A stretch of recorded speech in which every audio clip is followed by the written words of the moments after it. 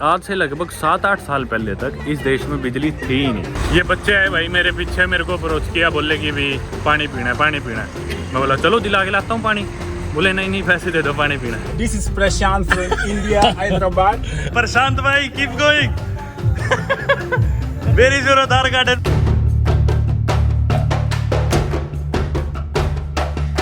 दोस्तों स्वागत है आप सभी का एक नई वीडियो से। दुनिया की 10 सबसे गरीब कंट्रीज में से एक गिनी बिसाऊ में से। आई एम श्योर इस देश के बारे में आप लोगों को ज़्यादा कुछ नहीं पता होगा। इनफैक्ट मुझे भी कुछ टाइम पहले तक कुछ नहीं पता था।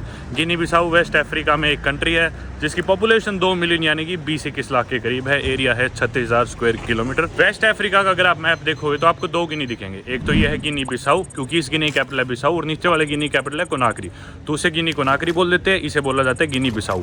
हालांकि जो लोग हैं दोनों देशों के उन्हें आइडेंटिफाई किया जाता है गिनियंस, पर इन्हें बोल देते हैं बिसाऊ गिनियंस और नीचे वालों को बोल देते हैं कोनाक्री गिनियंस। मेरे सामने मेरे को एक स्ट्रक्चर सा दिख रहा है, वो चल के देखते हैं अपन क्या है। इंटरेस्टिंगली बिसाऊ में कोई भी टूरिस्ट नहीं आता आमतौर पे, यानी कि इनकी कैपिटल सिटी में थोड़े बहुत जो टूरिस्ट इस देश में आते भी है वो दरअसल गिनी बिसाऊ के पास एक्चुअली 100 से ज़्यादा आइलैंड्स है। तो उन आइलैंड्स पे जाते हैं या फिर वो जाते हैं केप वर्थ। जी हाँ, केप वर्थ से इसका क्या कनेक्शन है थोड़ी देर में समझाऊंगा। लेकिन आपने कुछ ही दिन पहले देखा होगा कि मैं भी केप वर्थ में था, जो कि एक और कंट्री है अफ्रीका में, लेकिन अटलांटिक ओशियन में पड़ती है। ये इनका मेन इलाका है और इस मेन इलाके में बीच में एक ये टावर है। इस टावर का मैंने नाम पढ़ा था पर अभी मैं भूल गया और इंटरनेट मेरा चल नहीं रहा, तो मैं स्क्रीन पे लिख दूंगा। पर आप देख सकते हो एक गोल सा ये चौराहा सा है, पास में कुछ बेंचेज वगैरह लगे हैं। फिलहाल इधर कोई नहीं बैठा क्योंकि धूप है। शायद शाम के समय यहाँ और लोग देखने को मिले। This is Centro Imperio. You speak English, Portuguese, Espanol. Guinea Bissau एक लूसोफोन कंट्री है। लूसोफोन का मतलब होता है वो कंट्री जिधर पोर्टुगीज बोली जाती है। हालांकि वर्नाकुलर लैंग्वेज आपस में जो लोग बोलते हैं वो क्रियोल है, और पोर्टुगीज बहुत एक छोटी पॉपुलेशन फ्लुएंटली बोल पाती है। पर क्योंकि यहाँ पे पोर्टुगल ने राज करा था तो इसीलिए यहाँ की ऑफिशियल लैंग्वेज भी पोर्टुगीज है। दोस्तों 5 जुलाई 1975 को गिनी बिसाऊ को पोर्टुगीज से कंप्लीट इंडिपेंडेंस मिली थी after being colonised for almost 4 centuries. जी हाँ, ऑलमोस्ट 4 सेंचुरीज तक कॉलोनाइज होने के बाद ये आज़ाद हुए। और अगर आपने मेरी केप वर्दे की वीडियोस देखी होगी तो आपको याद होगा कि केप वर्दे को भी 1975 में पोर्टुगीज से इंडिपेंडेंस मिली थी। जी हाँ, ये दोनों देश एक्चुअली में इकट्ठे हो गए थे और ये दोनों देश आपस में एक दूसरे को भाई मानते हैं। और तभी जो इनकी क्रियोल है यानी कि गिनी बिसाऊ की क्रियोल और केप वर्देन क्रियोल वो काफ़ी सिमिलर भी है। और इधर के लोग जाते हैं काम करने केप वर्दे में, उधर के तो यहाँ पे काफ़ी कम आते हैं क्योंकि बहुत गरीब कंट्री है। तो यहाँ के मोस्टली लोग आपको केप वर्दे में दिखेंगे। आपने शायद मेरी केप वर्दे की वीडियो में नोटिस भी किया होगा। पोर्टुगीज थे ना, वो गिनी बिसाऊ को यूज़ करते थे as a trade post for the trade of gold and slaves. जी हाँ, ये ना स्लेव ट्रेड का एक बहुत बड़ा हब था गिनी बिसाऊ, और लगभग 20 लाख यानी कि 2 मिलियन लोग यहाँ से एज स्लेव्स भेजे गए थे ब्राज़ील, जो कि प्लांटेशंस के लिए भेजे गए थे। और इसके अलावा कैरिबियन में भी, यूएस में भी, मतलब यहाँ से काफ़ी स्लेव्स जाते थे। और आप जो घर वर देख पा रहे हो, इनका आर्किटेक्चर आपको दिख रहा हो काफ़ी पोर्टुगीज़ इन्फ्लुएंस्ड है। तो घरों के डिज़ाइन वगैरह जैसे केप वर्दे में भी अपने को दिखता था पोर्टुगीज स्टाइल आर्किटेक्चर, इधर भी सेम वही हिसाब किताब है। गिनी बिसाऊ की अगर रिलीजन्स की अपन बात करें तो यहाँ 45 से 50% लोग इस्लाम को फॉलो करते हैं यानी कि मुस्लिम्स है। 20% लोग यहाँ पे क्रिश्चियनिटी को फॉलो करते हैं, और बचे हुए 30% लोग इनके ट्रेडिशनल रिलीजन्स या फिर फोक रिलीजन्स कह लो, या इनके जो इंडिजिनस रिलीजन्स है उन्हें प्रैक्टिस करते हैं। यहाँ पे एक ये होटल है काफ़ी बड़ा, क्या नाम है इसका, बिसाऊ रॉयल होटल। और यहाँ पे कुछ बच्चे वगैरह है, स्कूल की इनकी छुट्टी हुई होगी शायद। ये एरिया मेरे को काफ़ी सही लगा, इनका सेंटर के आसपास का एरिया है। पोर्टुगीज स्टाइल्ड बिल्डिंग्स, साफ़ सुथरी यहाँ पे रोड्स भी है। बाकी तो पूरी रोड टूटी फूटी थी, आपने देखा कल जब मैं इस देश में आया। रोड्स हैं ही नहीं इस शहर के बाहर, तो मतलब इस देश में रोड्स पता ही नहीं ना क्या होता है। बिजली भी नहीं है, बिजली के बारे में भी मैं आपको बताऊँगा। लेकिन इधर रोड देख क्यों लग रहा है कि भी लग्जरी है, सही बताऊँ तो। इनके अपन अगर एथनिक ग्रुप्स या डेमोग्राफिक्स के बारे में बात करें तो एथनिक ग्रुप्स या डेमोग्राफिक्स के बारे में बात करें तो मोस्टली लोग यहाँ पे या तो फुल है, 30% लोग। अब आप लोग कहोगे फुल आ गया, तो बेसिकली सारे देखा जाए तो काले ही है, पर थोड़ा थोड़ा डिफरेंस होते हैं इनकी भी। जैसे अपने कास्ट मान लो, इनमें भी डिफरेंस है। अलग अलग एथनिसिटीज़ से लोग बिलोंग करते हैं और सबकी अपनी लैंग्वेज होती है। और 30% यहाँ पे बालांता है जो कि एक और एथनिक ग्रुप है। फिर 15% दोनों यहाँ पे मंदिनका और मंजाक। इसके अलावा काफ़ी छोटी पॉपुलेशन में पापेल वगैरह इस तरह के और एथनिक ग्रुप्स यहाँ पे है। ये होटल है कोई भाई, बिल्कुल मैं सही बताऊँ अभी तक मैं पोर्टुगल गया नहीं मेरी लाइफ में, पर केप वर्दे और गिनी बिसाऊ आने के बाद तो मेरे को लग रहा है कि मैं ऑलरेडी देख चुका कि मेरे को पोर्टुगल में क्या दिखेगा आर्किटेक्चर के हिसाब से बात करें तो। मैं दोस्तों पहले आपको जैसे बता रहा था कि यहाँ पे आपको टूरिस्ट नहीं दिखेंगे, मोस्टली टूरिस्ट इनके आइलैंड्स पे जाते हैं या फिर यहाँ से फ्लाइट चलती है केप वर्दे देश की, तो यहाँ से जो लोग आते हैं वो डायरेक्टली एयरपोर्ट से फ्लाई कर जाते हैं केप वर्थ या फिर जाते हैं आइलैंड्स पे। तो जो बिजागोस ग्रुप ऑफ आइलैंड्स है ना, उधर एक्चुअली सी टर्टल्स आते हैं और अंडे देते हैं और उनकी वो नेस्टिंग देखने के लिए थोड़े बहुत टूरिस्ट आते हैं इधर। और जो पोइलाओ आइलैंड है उनमें से वो इकलौते आइलैंड के पास ही one of the largest green sea turtles की पॉपुलेशन है पूरी दुनिया में। भाई ये चर्चा है खूबसूरत सा यार। कल जिस रास्ते से मैं इस देश में आया हूँ, मेरे को तो एक्सपेक्टेशन थी नहीं कि मेरे को यहाँ पे एक सिंगल चीज़ भी देखने को मिलेगी, पर बस बाय चांस कोइंसिडेंटली मैं इस इलाके में आ गया सैर करने, जो कि ज़बरदस्त इलाका है। सही बताऊँ तो मज़ा आने लग रहा है इधर तो यार। और हालांकि 30% ही इधर पॉपुलेशन इनकी, लेकिन देखो इतना बड़ा चर्च एकदम सेंटर में, कमाल की बात है। और मेरे को कोई मॉस्क वगैरह मस्जिद नहीं दिखा कुछ भी, लेकिन चर्च काफ़ी कमाल का दिखा। तो आप ना ये बात जान के हैरान रह जाओगे कि आज से लगभग 7-8 साल पहले तक इस देश में बिजली थी ही नहीं। लोगों को पता नहीं था बिजली क्या होती है, कि भी पंखा चलाना, एसी तो भूल ही जाओ, पंखा टीवी देखना, फ़ोन वगैरह पता ही नहीं था लोगों को। जो बस बहुत अमीर लोग थे ना इस देश के 7-8 साल पहले तक, उनके पास होते थे फ्यूल पावर्ड जनरेटर्स या फिर सोलर पैनल बिजली बनाने के लिए। 7-8 साल पहले ही इनके पास बिजली आई है। कैसे आई है वो मैं आपको बताता हूँ। ये इनका एक स्कूल है दोस्तों, और ऊपर जो आप देख रहे हो है इनका फ्लैग। ये देखो इनके फ्लैग भी ना काफ़ी सिमिलर से है, गिनी बिसाऊ का, माली का, सेनेगल का, सब में ये रंग आपको दिखेंगे आमतौर पर। येलो दिख जाएगा, ग्रीन दिख जाएगा, रेड दिख जाएगा। सिमिलर से फ्लैग है इन कंट्रीज़ के, वेस्टर्न अफ्रीका वालों के। तो दोस्तों गिनी बिसाऊ के पास ना एक टर्किश पावर शिप है, जिसके ऊपर इनकी एंटायर इलेक्ट्रिसिटी यानी कि 100% इनकी पूरी बिजली उस टर्किश पावर शिप पे रिलाई करती है। जी हाँ, आपने गाम्बिया में भी देखी होगी वो सिमिलर सी शिप। ऐसे 5-6 देशों के पास है वो जो पावर शिप है टर्की की, लेकिन किसी भी देश की मुझे नहीं लगता कि भी एंटायरली उसी पे डिपेंड करती होगी इलेक्ट्रिसिटी की नीड्स। पर गिनी बिसाऊ की सारी इलेक्ट्रिसिटी उस शिप से आती है। वो शिप दरअसल क्या करती है, वो HFO को बर्न करती है, यानी कि हैवी फ्यूल ऑयल को। और जो वो शिप है उसे फंड किया गया वर्ल्ड बैंक के द्वारा। और हालांकि उसका टेन्योर खत्म हो गया था अभी कुछ समय पहले, लेकिन उसे 5 साल के लिए एक्सटेंड कर दिया गया, यानी कि 5 साल और इनके पास वो शिप रहने वाली है, उससे इन्हें बिजली मिलने वाली है। और रीज़न ये है कि भी इस देश को इतना टाइम मिल गया कि ये अपने डैम वगैरह बिल्ड कर ले, इलेक्ट्रिसिटी के प्लांट्स लगा ले, कि भी ठीक है वर्ल्ड बैंक इनकी मदद कर रहा है थोड़े टाइम के लिए, वो शिप देके ताकि लोगों को बिजली मिल गई। इन द मीनवाइल ये अपने डैम्स वैम्स तैयार कर ले और बिजली बनाने के लिए बाद में, जब वो शिप का टेन्योर खत्म हो जाए। लेकिन शिप का टेन्योर खत्म होने वाला है और लोगों को कोई उम्मीद नहीं है कि भाई इनके डैम्स बनेगा नहीं बनेगा। तो लोकल लोग ऑलरेडी पैसे बचाने लोगों ने शुरू कर दिए ताकि वो अपने जनरेटर्स वगैरह खरीद सके या फिर सोलर पैनल लगा सके। और ये काम तो सबसे गंदा है, किसी चीज़ की एक बार आदत डाल दो और फिर वो चीज़ आपसे छीन ली जाए, तब एक्चुअली में उस चीज़ की ज़रूरत रियलाइज़ होती है। पहले तो इनके पास बिजली थी ही नहीं, तो इन्हें वैल्यू ही नहीं पता थी बिजली की। अब गरीबों तक बिजली पहुंच गई, वर्ल्ड बैंक ने कर दिया स्पॉन्सर, फंड कर दिया, लोगों को चस्का लग गया बिजली का, फ़ोनों का, पंखे का, लग्जरी का, थोड़ी सी आराम का। लेकिन अब इनकी वो शिप चली जाएगी वापस। और वैसे भी डिफ़ॉल्टर है ये कंट्री, वर्ल्ड बैंक से इन्होंने लोन ले रखा है और वापस चुकाया नहीं, तो ब्लैक लिस्टेड है कंट्री। तो लोकल लोगों को पता है भाई सरकार बहुत ज़्यादा करप्ट है, करप्शन की वजह से यहाँ पे इनकी कोई भी स्टेट ओन्ड एनर्जी प्लांट या कुछ भी नहीं है, सरकार इतनी स्टेबल नहीं रहती। तो लोगों को पता है भाई कुछ नहीं होने वाला, लोग अपने पैसे बचा रहे हैं ताकि वो अपने खुद के जनरेटर या सोलर पैनल कुछ समय बाद लगा ले। यहाँ पे ये ब्लू कलर की टैक्सीज है इस तरह की, सारी गाम्बिया में येलो येलो थी, इधर ये सारी ब्लू कलर की है। वैसे यार मतलब सोच के कितना अजीब लगता है ना कि भी एक छोटी सी शिप के ऊपर पूरे देश की बिजली डिपेंडेंट है। मतलब जितनी भी चीज़ यहाँ पे चल रही है वो सब उस शिप की वजह से चल रही है। कमाल है यार बाकी। और मेरे को अभी तक सेफ्टी का कुछ ऐसे दिक्कत परेशानी यहाँ पे लगी नहीं, रात को भी मैं जैसे आया था। पर भाई मिलिट्री चेक पॉइंट्स इतने ज़्यादा, रोड तो मैंने आपको बताया इनके पास है ही नहीं, पर जगह जगह मिलिट्री चेक पॉइंट्स, हर कुछ ही मीटर बाद मिलिट्री रुकवाती थी, बैगों की तलाशी लेती थी कि भी बैग में क्या है, सामान में क्या है, पूरे वैन की सभी लोगों की। मतलब गूगल मैप्स पे दिखा रहा था 5-6 घंटे का सफ़र गाम्बिया बांजुल से यहाँ तक का, बिसाऊ तक का। मैंने सोचा भाई 5 के 6 घंटे लग जाएंगे, 6 के 7 लग जाएंगे, पर मैं चलाऊँगा सुबह 11-12 बजे गाम्बिया से और मैं पहुँचाऊँ रात को यहाँ पे 12-1 बजे। आप हिसाब लगा लो, मतलब इतना परेशान हुआ ना भाई। रोड वोड है ही नहीं, जगह जगह मिलिट्री रुकवाती है, थोड़ी ना बहुत पैरानॉइड है इनकी सरकार और मिलिट्री, इसलिए इतनी तलाशी लेती है, थोड़ा डरते हैं पता नहीं कुछ भी हो जाए। मैं जिधर रुका हूँ ना उसका नाम है गोरिल्ला हॉस्टल, पूरे देश में एक वही है शायद, ट्रैवलर्स हॉस्टल जो है। उसकी कीमत तो मैंने पूछी ही नहीं, सीधा मैं बोला भाई इस रात को आऊँगा, मेरा बेड रखना। और स्क्रीन पर आप देख सकते हो कि ये मेरा हॉस्टल का कमरा सा था और ये मेरा बेड है। फिर अभी मेरे को जो मालिक है, यानिक नाम है उसका, उसके ग्रैंडफादर्स है केप वर्थ से ही, वो इसका मालिक है। और मैंने उससे कीमत पूछे भी आते आते मेरे को रास्ते में मिला था, तो बोला 8,000 सेफा एक रात की कीमत है यहाँ पे रुकने की। बाकी ये देखो भाई, ये देखो टर्की का झंडा और साथ में गिनी बिसाऊ का झंडा। ये मेरे ख्याल से कोई प्रोजेक्ट ला रहे हैं टर्की वाले यहाँ पे। टर्की इसका मतलब यहाँ पे इन्वेस्टमेंट कर रहा है काफ़ी। करेंसी के बारे में आपको बताना भूल गया, इधर की करेंसी है वेस्ट अफ्रीकन सेफा यानी कि फ्रैंक, जो कि सेनेगल में भी थी, काफ़ी कंट्रीज़ में, गाम्बिया में तो अलग ही दलासी थी। तो अफ्रीका में टोटल 14 देशों में वो करेंसी चलती है। 8 में तो उसे वेस्ट अफ्रीकन फ्रैंक बोल देते हैं, बाकी 6 में शायद सेंट्रल अफ्रीकन फ्रैंक। तो 8,000 सेफा मेरे उस बेड की हॉस्टल में कीमत थी, जो कि इंडिया के 1,000 रुपये ज़्यादा हो गया। तो इस हिसाब से इसका मतलब ये देश थोड़ा महंगा ही है, क्योंकि चीज़ें सारी इंपोर्ट होती है, इधर तो कुछ होता नहीं होगा इनके पास। मेरे राइट तरफ में एक ये मार्केट सी है, रोड दोबारा अब टूटी फूटी स्टार्ट होगी। राइट साइड में एक ये अच्छी सी जगह लग रही है जिसके ऊपर लिखा है ओम।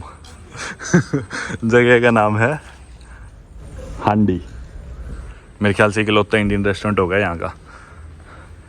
जय अम्बे माँ ओम। चलो भाई घर आ गया अपना, तो समझ लो। ये है भाई यहाँ पे इंडियन रेस्टोरेंट हांडी। बैठेगा हम। कैसे हो भाई साहब? तो भाई इधर रेस्टोरेंट में आए, इधर थे राहुल भाई उदयपुर से, जो कि राजस्थान से ही ने 1-2 साल हुए यहाँ पे आए। इनसे मिला, बढ़िया बातचीत हुई। ये रे राहुल भाई, कैसे हो भाई? पहले कौन आया अपने इंडिया से इधर यूट्यूबर? डॉक्टर यात्री। डॉक्टर मेरा सबसे खास दोस्त है, हम बेस्ट फ्रेंड है। एक राजा भी आया होगा, एक वो साइकिल वाला आए होंगे अपने, वो भी मेरे शहर से। तुम सारे करीबी दोस्त है। राजा भी मेरा बढ़िया दोस्त है काफ़ी। डॉक्टर साहब तो मेरे शहर से है ही।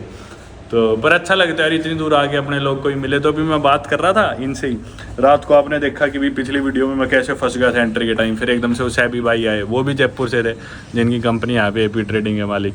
तो अपने घर ले गए उन्होंने, इतना खिलाया पिलाया मेरे को। रात को बोले वहीं पे सो अपने घर पे। मैं बोला नहीं, सुबह आपको भी काम पे जाने परेशान हो गया, आप मेरे को हॉस्टल छोड़ दो। तो मेरे हॉस्टल गए, रात के 2-3 बजे गेट खुड़काया, वो गार्ड सा निकल के आया।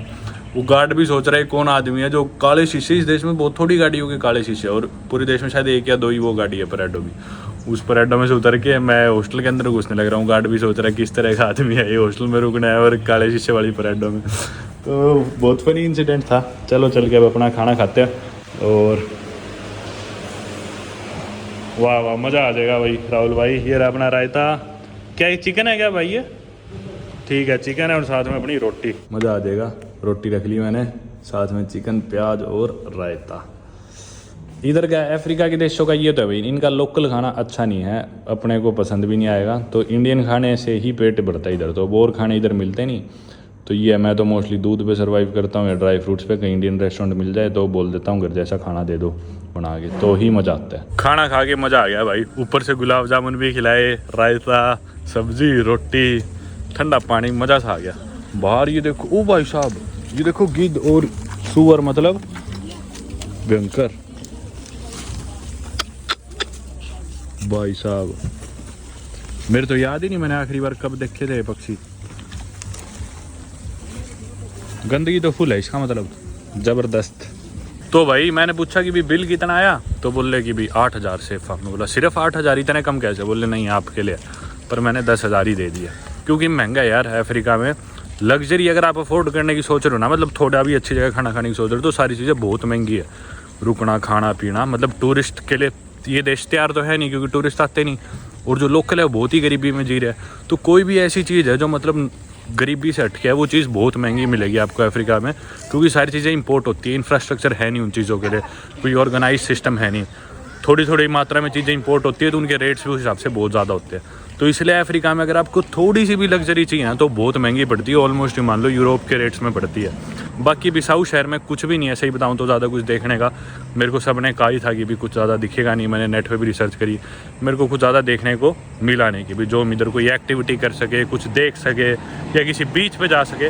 और इसी वजह से ये भी एक कारण था कि मैं यहाँ पर ज़्यादा टाइम रुकने नहीं वाला, और कल मोस्ट प्रोबेबली यहाँ से मैं निकल जाऊँगा, क्योंकि यार कुछ है ही नहीं। सही बताऊँ तो भाई क्या ही करो, क्या ही देखो।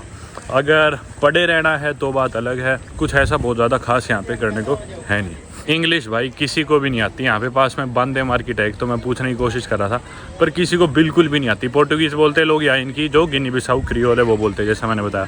पर थोड़ी बहुत स्पेनिश बोल लेते हैं, क्योंकि स्पेनिश काफ़ी सिमिलर है पोर्टुगीज़ से। तो फिर उस केस में मैं थोड़े बहुत स्पेनिश के वर्ड बोलता हूँ, तो लोग फिर भी थोड़ा बहुत समझ जाते हैं। जैसे स्पेनिश में बोलते हैं मूचो, पोर्टुगीज़ में बोलते हैं मुइतो। तो मुचास ग्रासियस यानी कि थैंक यू सो मच, उसकी जगह यहाँ पे बोलते हैं मुइतो ओब्रिगाडो, जो कि पोर्टुगीज़ में। स्पेनिश में बोलते हैं दे नादा यानी कि यूर वेलकम। पोर्टुगीज़ में भी बोलते हैं दे नादा, मतलब यूर वेलकम। और चले, हेलो, क्या शानदार बेंच है, बेंच पे बैठते हैं।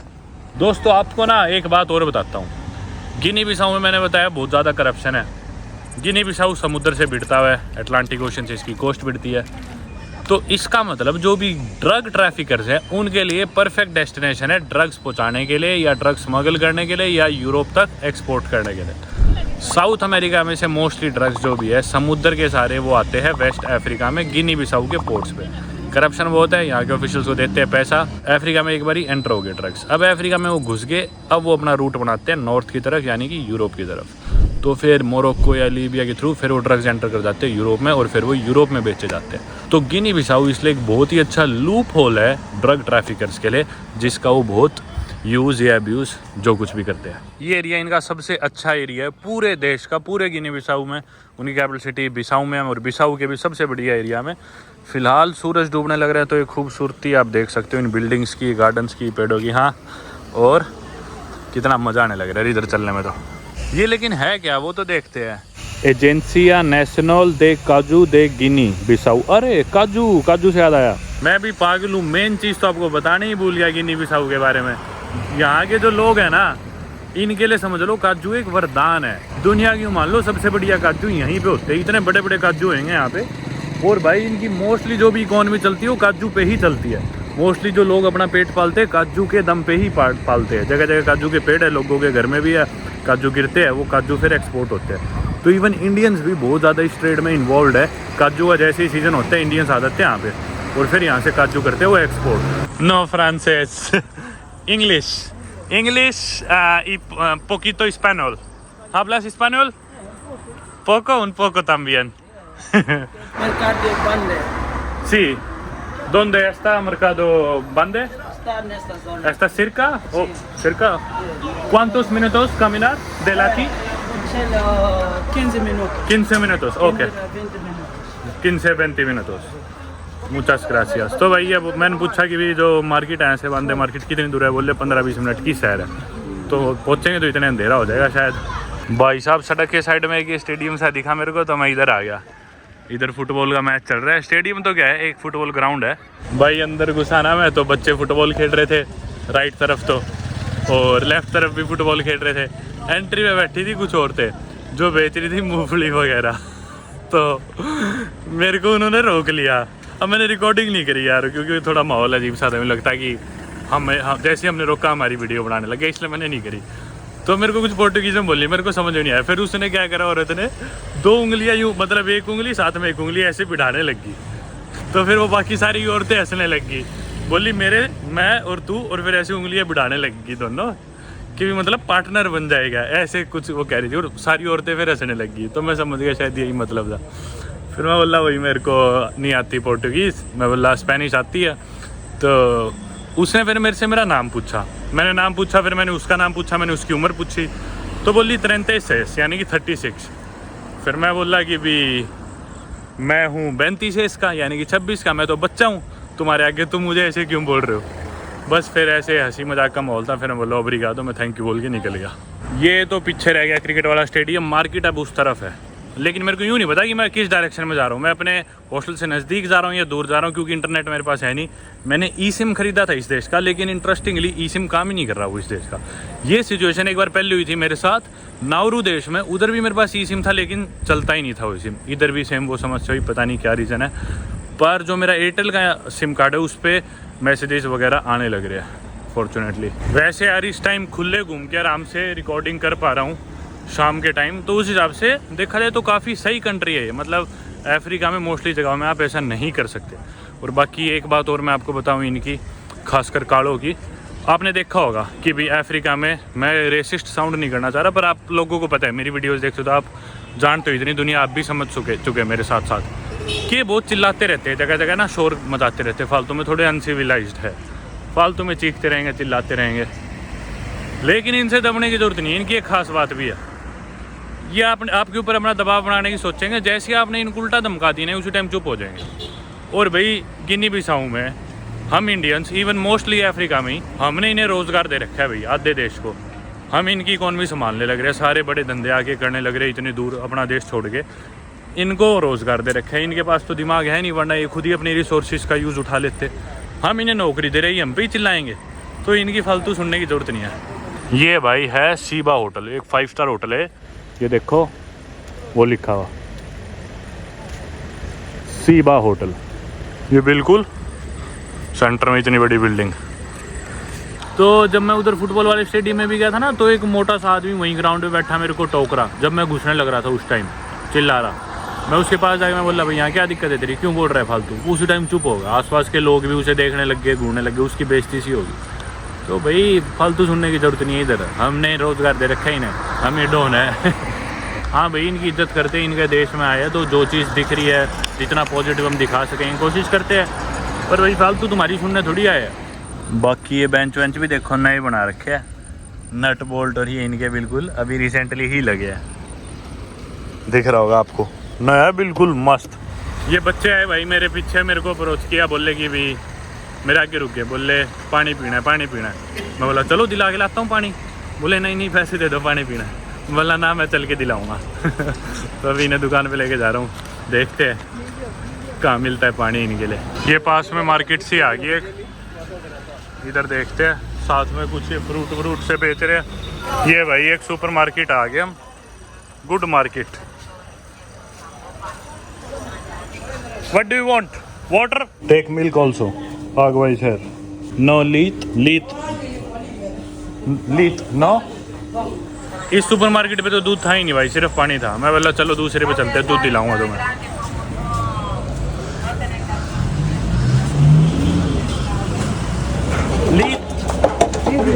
लीथ। अरे ये लोग दूध नहीं पीते क्या? दूध नहीं मिलने लग रहा कहीं पे, शायद पाउडर पीते होंगे लोग सारे। चलो एक और दुकान। मैं बोला भाई ये अंडे की ट्रे भी दे दो, दूध दे दो। ये ट्रे करने लग रहा है पैक, और दूध अपन ने ले लिया। वामोस मैं नहीं ले रहा भाई, तेरा ही है ये, देख रहा हूँ। कहीं दो ही कहीं यूँ ना किया उसने दूध कम करा के खुद पैसे अपने पास रख लियो। चलो वो तो नहीं किया। आ जाओ। गुड वो लीथ आगवा। Bye bye. चलो चलते हैं अब अपन वापस अपने हॉस्टल की तरफ। इनको शायद यूँ लग रहा था कि मैं अपने लिए दूध लेना चाह रहा हूँ, और वेरी गुड। बच्चों को लग रहा था शायद मैं अपने लिए ले रहा हूँ दूध, और वो पर एंड में मैं बोला तुम्हारा रख लो। बाकी यार आप लोग मानोगे नहीं, अंडे की जो ट्रे थी, अंडे की जो ट्रे थी वो 4000 सेफा की थी। यानी कि अपने इंडिया के ऑलमोस्ट 600 रुपये की अंडे की ट्रे, जिसमें 30 अंडे आते हैं। इंडिया से कितनी महंगी, और इंडिया से इधर गरीबी कितनी ज़्यादा है, आप ये देखो ना। और इवन जो दूध का रेट था, 1 लीटर दूध 1000 सेफा का था। यानी कि इंडिया के 125-150 रुपये के अराउंड दूध था 1 लीटर। तो मतलब यार अपने इंडियंस के हिसाब से ये चीज़ें महंगी है, जो इंडिया से रेट कंपेयर करे इनके लिए तो कितनी महंगी होगी, और इधर गरीबी कितनी ज़्यादा है। तो ये तो मतलब इनके लिए तो सपना है बिल्कुल, अंडे खाना दूध पीना। तो यार दूध मिल ही नहीं रहा था, दूध के सिर्फ पाउडर वाले डब्बे मिल रहे थे, किसी दुकान पे मिल रहा था। तो मैं बोला नहीं ये पाउडर नहीं लेना, असली दूध ही लेना है। तो ये सारा सामान, जिसमें पानी की बोतल थी, दूध के टेट्रा पैक्स थे 1 लीटर वाले, और अंडे की ट्रे थी, ये मेरा 900 या 1000 रुपये इंडिया के लगे। पर ये सामान इंडिया में अपन लेते तो 500-600 रुपये में आ जाता है यार, उसके डबल पैसे लगे यहाँ पे। और गरीब भी देखा जाए तो मैंने आपको बताया दुनिया के 10 सबसे गरीब देशों में से एक है गिनी बिसाऊ। तो यार मतलब हैरानी की बात है, न्यूट्रिशन तो ये लोग अफोर्ड कर ही नहीं पा रहे होंगे। हाँ ठीक है, समुद्र लगता है, मच्छी वच्छी ये लोग खा लेते हैं फिर भी, पर उसके अलावा तो कोई ऑप्शन ही नहीं है इनके पास। बच्चे वो खेल के आए थे बेचारे, और मतलब बच्चों का भोलापन देखो यार। मैंने उन्हें पानी की बोतल दिलाई शुरू में सिर्फ एक, और वो मेरी कितनी मदद कर रहे थे। उन्हें लग रहा था कि मुझे दूध और अंडे चाहिए, तो वो मेरे साथ साथ घूम रहे दुकानों पे कि भी इसे दूध चाहिए, दूध दिलाने के लिए। फिर उस दुकान पे तो मुझे अंडे भी दिख गए, तो मैंने अंडे भी ले लिए। उन्होंने मेरे अंडे पैक करवाए कि भी इसके अंडे पैक करो, फूट ना जाए। दूध ठीक से रखवाया। फिर एंड में मैं बोला कि भी रख लो अपने दूध और अंडे। तो मतलब भोले थे यार बच्चे, मतलब एक पानी की बोतल के बदले मेरी कितनी मदद कर रहे थे। भाई पीछे 2 लड़कियाँ जो खड़ी, इन्होंने मेरे को रोक लिया, राह चलते। मेरे को छींक आई बहुत, तो एकदम से चिल्लाई। मेरे को लगा पता नहीं क्या होगा। मैंने इनकी तरफ देखा तो मेरे को अपने पास बुलाया इन्होंने, बोली इधर आ। मैं गया इन दोनों लड़कियों के पास, तो मेरे से पोर्टुगीज़ में कुछ बोलने लगी। मैं बोला भाई मेरे को नहीं आती पोर्टुगीज़, और मैं स्पेनिश में बोला इन्हें, तू क्या रेस भाई तुम्हें क्या चाहिए? बोली केरेस दिनेरो। मेरी हंसी छूट गई, मतलब बोली कि मुझे चाहिए पैसा, पैसा दे दे मुझे। मैं बोला यो तेंगो नो दिनेरो, मेरे खुद के पास ही पैसे नहीं है। और फिर मैं चल पड़ा, मतलब यार पैसे दे दो इन्हें। तो मैं चला गया था हॉस्टल जाती मैंने कपड़े बदले थोड़े से, आधा पौना घंटा आराम करा, और फिलहाल मैं आ गया एक जिम की तरफ। तलाश तो लिया मैंने, इधर ही आसपास कहीं है, लोकेशन यहीं की दिखा रहा है। शायद ऊपर दिख भी रहा है मुझे। ये है दोस्तों, चलो। जिम का नाम है फिटनेस बिसाऊ और पहले ही इन्होंने बाहर ये बिठा रखा है शेर का पुतला।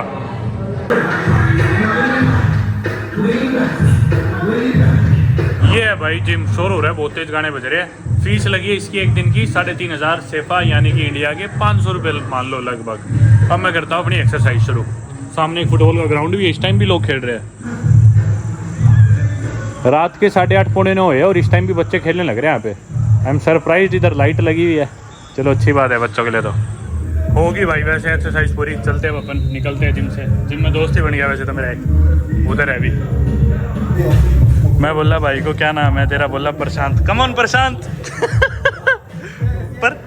प्रशांत भाई keep going. Prashant from Bissau. Where is your Aadhaar card and PAN card? This is my boy, man. From Delhi. तो भाई He met his brother from India, Guinea-Bissau, man. प्रशांत भाई। Yeah, Prashant. He met his brother Prashant. Yeah, Prashant. तो ये प्रशांत भाई है। I met him in the gym. Yeah, this is Prashant from India, Hyderabad.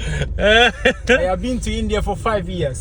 5 साल भाई India में। He was in India for 5 years. What were you doing in India for 5 Yeah, years? I was there for studies, you know. What were you studying there? Yeah, computer science. Computer you know, science. Indians are genius, you know. Indians are genius, Yeah, yeah. they are amazing in computer science. you know. Unlike me. Yeah, unlike you. No, man. I'm a dumb person. No, just say you don't want to. But Prashant, what's your actual name? I want to know your Yeah, my actual name is Tijani. Tijani. Yeah, it's Tijani. I'm from Guinea-Bissau here. Yeah. What So was your favorite thing about India? yeah, it was a lot of things. Okay. To be honest, you know. Name some of the things that you Yeah. really like. Some of the things that you really liked about Especially India. in biryani. Let's say chicken Biryani, Hyderabad's chicken biryani. I know. Hyderabad It must be so biryani, good. yes. Yeah. Yeah. And So also, you love the food in India? Yeah, I do love the food in India. How about the people? And the people also, I do love. They are amazing people over there in Yeah. India. You know, Did you ever face racism in India? in India. Yeah. Be honest about it. It's, Yeah, let me be honest. Yeah, Let yeah. me be honest. Yeah. Yeah, some cases Yeah. for me, I don't really like racism because Yeah. they don't know, you know, Yeah, because yeah. they are local people. They never Yeah. travel, Yeah, yeah, to yeah. other countries. Exactly, If yeah. they see Yeah. one guy Yeah. from Africa, Yeah. which they never see Yeah. in their life, Yeah. they wonder. They just ask.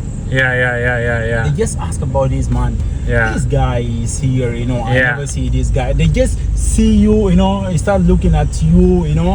But I don't call it racism because they never know. You Yeah. know, they never travel to other countries to So see. you know. basically, we tend to generalize all the Africans into one category, and then Yeah. They see you like that. They say Yeah. that this guy.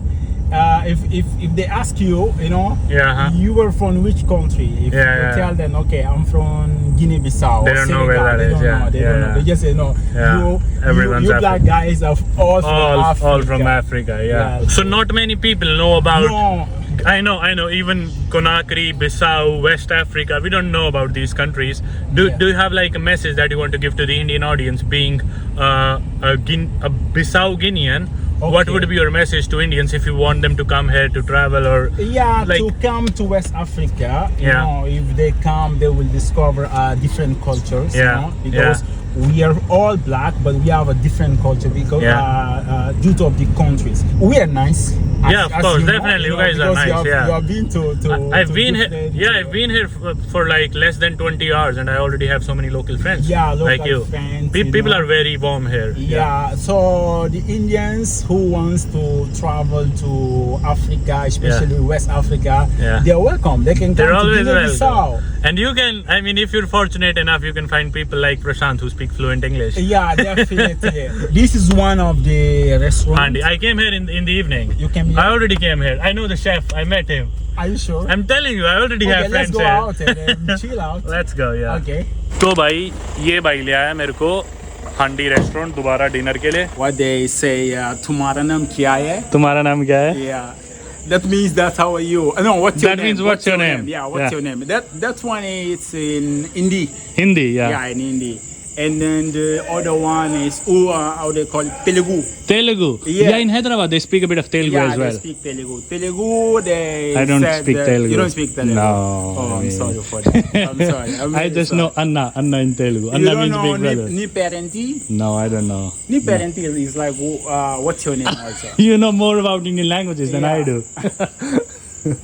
हाँ जी भैया, मैं एक guest ले आपके पास। Yeah, yeah. ये मेरा दोस्त, जिनमें दोस्ती हुई। Yeah. मैंने अभी ध्यान दिया कि जो मेरी वीडियो रिकॉर्ड हुई थी ना गाड़ी से उतरते की, वो सारी ब्लर होगी, ग्रेनी सी है, इवन गाड़ी के अंदर वाली भी ग्रेनी है, पर वो बात तो दोबारा नहीं हो सकती। मैंने सोचा मेरी बात मैं रिपीट कर देता हूँ कि भी आप लोग सारे पूछते रहते हो भाई कि भी मैं दुनिया घूमता हूँ, इतने दोस्त कैसे बन जाते हैं, हर देश में मैं जाता हूँ उसी देश में मेरा कोई दोस्त बन जाता है। और काफ़ी लोग इस चीज़ को लेकर डेस्परेट होते हैं कि भी हम ट्रैवल करें, हमारे दोस्त नहीं बन रहे, नए लोगों से नहीं मिल पा रहे, हम दुनिया नहीं देख पा रहे, और ना डेस्परेट हो गए चीज़ें करके आपको कभी भी कुछ नहीं मिलता। बस जो आपके शौक है ना वो पूरे करो, आपका जो पैशन है वो पूरा करो। अभी तो मैंने आपको मेरे हॉस्टल वाले दोस्तों से मिलवाया ही नहीं है। मेरे को इस देश में आए 24 घंटे भी नहीं हुए, 20 घंटे हुए होंगे। आते ही मेरे को सैबी भाई मिल गए, उसके बाद उनके घर गया, वहाँ कुछ और इंडियन दोस्त बने, यहाँ पे रेस्टोरेंट में दोस्ती होगी, जिम में इस भाई से दोस्ती होगी, हॉस्टल में एक जापान के लड़के से मेरी बहुत अच्छी दोस्ती होगी, एक फ्रांस का लड़का भी था पर जापान वाले से मेरी अच्छी दोस्ती होगी, उससे तो मैंने अभी आपको मिलाया भी नहीं। तो बस जो आपके शौक है ना वो करो, खुद पे ध्यान दो, खुद पे फोकस करो, और अपने आप ना लोग आपके साथ जुड़ते जाते हैं। आपकी नीयत साफ हो, मन अच्छा हो ना, ट्रैवल करो, दुनिया घूमो, हॉस्टल्स में रुको। अब जैसे मेरे को जिम जाना पसंद है, एक्सरसाइज करना पसंद है, सिर्फ ये रीज़न थोड़ी है कि जाके मैं सेहत बना लूँगा एक दिन में। ट्रैवल करते टाइम कहाँ सेहत बनेगी, पर एटलीस्ट थोड़ी सी मेंटेन रहे। एक वो माहौल मिलता है, हर देश के जिम कल्चर का पता चलता है, जिम में नए दोस्त बनते हैं, उनसे आप सराउंडेड होते हो। दोस्त आपके कैसे बनते हैं, जब आप कॉमन इंटरेस्ट के लोगों से मिलते हो। तो कॉमन इंटरेस्ट के लोगों से आप तभी मिलोगे जब आपको जिन चीज़ों का शौक है वो चीज़ें जाके आप करोगे। कमरे में बैठे रहोगे और सोचोगे भाई हमारे दोस्त नहीं बनते, हमसे कोई लड़की बात नहीं करती, हम घूम नहीं पा रहे, हमें अटेंशन नहीं मिलती लोगों से, लड़कियों से, तो भाई नहीं मिलने वाली। अपनी जो चीज़ है ये चीज़ें इग्नोर कर दो, डेस्परेट होना बंद कर दो, मुझे दोस्त बनाने हैं, मुझे किसी लड़की से बात करनी है, भूल जाओ। अपना काम करो, जो आपका पैशन है उसे फॉलो करो, ये चीज़ें साथ साथ अपने आप आती जाती है। तो भाई यही कारण है, दुनिया में मोस्टली जगह जहाँ भी जाता हूँ मैं, कहीं ना कहीं लोगों से दोस्ती हो ही जाती है, लाइक माइंडेड लोग मिल ही जाते हैं। अभी तो 24 घंटे भी नहीं हुए। जिन देशों में लंबा रुकता हूँ तो ज़्यादा दोस्त बनते हैं, कम रुकता हूँ बनते फिर भी है।